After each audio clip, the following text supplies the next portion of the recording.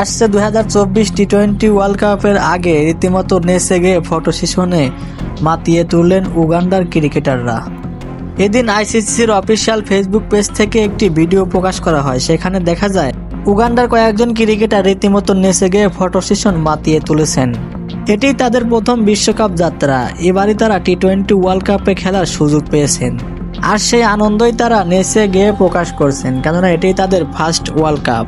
যেখানে অন্যান্য ক্রিকেটাররা শুধু ফটোশুট করেন, সেখানে উগান্ডার ক্রিকেটাররা এসে নেচে গিয়ে মাতিয়ে তুললেন ফটো সেশন। তাদের সংস্কৃতির নাচটাই তারা নেচে গিয়ে দেখালেন, যেভাবে তাদের ওখানে নেচে গিয়ে সবাই মাতিয়ে তোলেন এই গান বা ড্যান্সে।